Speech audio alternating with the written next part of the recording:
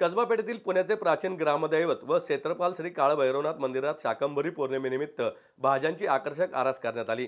विविध प्रकारच्या भाज्यांचा भोग श्री काळभैरवनाथाला दाखवण्यात आला। मंदिराच्या गाभाऱ्यात करण्यात आलेली ही आरास पाहण्याकरता पुणेकरांनी देखील मोठी गर्दी केली होती। श्री भैरोबा देव ट्रस्ट श्री काळभैरवनाथ मंदिर कसबापेठ तर्फे मंदिरात शाकंभरी पौर्णिमेनिमित्त भाज्यांची आकर्षक आरास करण्यात आली। मंदिराचे व्यवस्थापन आजपर्यंत लढकत घराण्याकडे असून वर्षभरात विविध उत्सव केले जातात।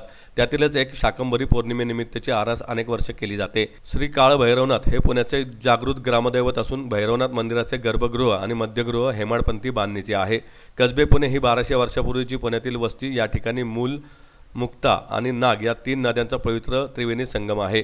गाव तेथे मारुती आणि भैरवनाथाचे मंदिर ही आपल्याकडील परंपरा आहे।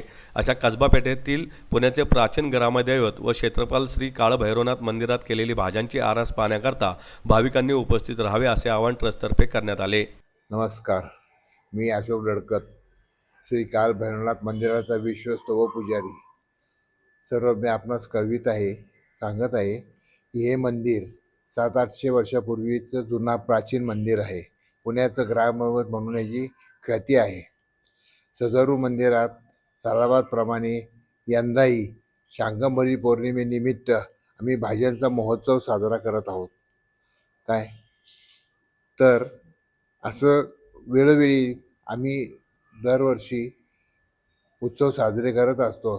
आता रथसप्तमी आली किंवा मकर संक्रांत आली, मकर संक्रांतीला पतंग महोत्सव साजरा करत असतो। आंबा सीझन असला की आंब्याचा सीझन आंबा महोत्सव साजरा करत असतो। वेळोवेळी सालाबादप्रमाणे आम्ही दरवर्षी प्रत्येक महिन्यातले किंवा जे काही असेल त्याप्रमाणे उत्सव साजरे करत असतो। तरी आपणास विनंती आहे की आपल्या पुणेकर बंधू भगिनींनी आणि सर्व भक्तांनी दर्शनाचा लाभ घेण्यासाठी मंदिरात अवश्य यावे, ही नम्र विनंती।